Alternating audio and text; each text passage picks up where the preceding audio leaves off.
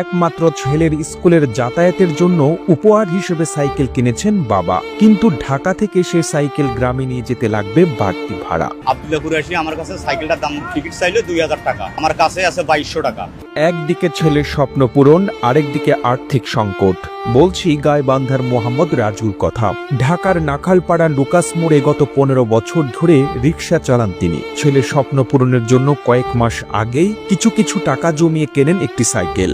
এবার ঈদে বাড়ি ফেরার পালা। আসলেন বাস টার্মিনালে, খোঁজ খবর নিয়ে জানলেন সাইকেলটি গাইবান্ধা নিতে খরচ লাগবে 3000 টাকা।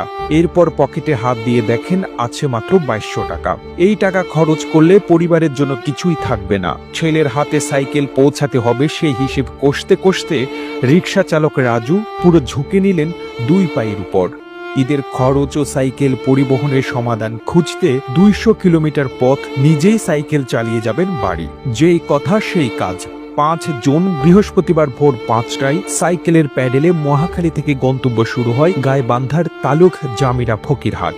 সেখানেই থাকেন তার স্ত্রী, এক ছেলে ও 2 মেয়ে। পথে 3 বার 50 টাকা করে কিছুটা পথ ভ্যানে চড়েছেন রাজু। যমুনা সেতুতে সাইকেল নিয়ে পার হওয়ার অনুমতি নেই, তাই একটি মিনি ট্রাকে 100 টাকা দিয়ে সেতু পার হন। ট্রাকটি গাইবান্ধার দিকে গেলেও বেশি ভাড়া দিতে না পারায় নামিয়ে দেন রাজুকে। টানা 21 ঘন্টা সাইকেল চালিয়ে যখন বগুড়ায় পৌঁছান তখন মধ্যরাত। ঠ্যাঙ্গামারা এলাকায় চলছে সেনাবাহিনীর চেকপোস্ট। মধ্যরাতে সাইকেল আরোহী দেখে জিজ্ঞাসাবাদ করেন দায়িত্বপ্রাপ্ত লেফটেন্যান্ট আল ফাহাদ। ছেলের জন্য বাবার এমন ত্যাগের গল্প শুনে মুগ্ধ সেনা কর্মকর্তা। তখনই সেনাবাহিনীর পক্ষ থেকে এরপর নিরাপদ যাত্রার জন্য একটি ট্রাক ঠিক করে দেন লেফটেন্যান্ট ফাহাদ। সাইকেল তোলা হয় ট্রাকের পেছনে আর চালকের পাশেই বসিয়ে দেন মোহাম্মদ রাজুকে। সেনাবাহিনীর পক্ষ থেকে খাবার ও ট্রাকে করে গাইবান্ধা যাবার সুবিধার জন্য কৃতজ্ঞতা প্রকাশ করেন রিকশা চালক মোহাম্মদ রাজু।